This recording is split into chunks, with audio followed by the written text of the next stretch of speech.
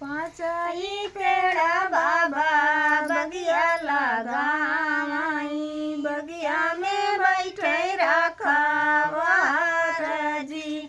पाँचही पेड़ा बाबा बगिया लगाई, बगिया में बैठे रखवार जी। अमवा के भूखला बेटी शीतला रानी, धाई बगियावा में जाई जी। अमवा के भूखला बेटी शीतला रानी, धाई बगियावा में जाई जी।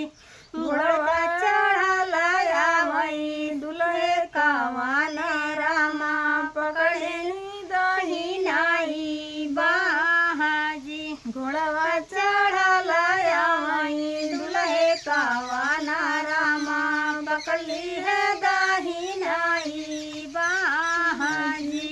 छोड़ौ न छोड़ौ सोनी दहिनी बहिया, बहिया पसुआर जी। छोड़ौ न छोड़ौ स्वामी दहिनी बहिया, बहिया पसुआर जी। पाँचही पेड़ा बाबा बगिया लगाई, बगिया में बैठे रखवार जी। इतनी बचन सुने दुल्हे कवन रामा, दुल्हन से पूछे का बात जी। इतनी बचन सुन दुल्हे कवन रामा, दुल्हन से पूछे का बात जी। किया तू ही आयु दुल्हन सचवा कढ़ारी, किया तो है गढ़ेला सोनार जी। कि तू ही आयु दुल्हन सचवा कढ़ारी, कि तो का गढ़ेला सोनार जी। कौने मायरिया के कोखिया में जाना मिऊ, बहिया लगे सुकुआर जी। कौने मायरिया के कोखिया में जाना मिऊ, बहिया लगे सुकुआर जी। इतनी बचन सुनई बेटी कवन रही, राम जी से बोलई मुस्काई।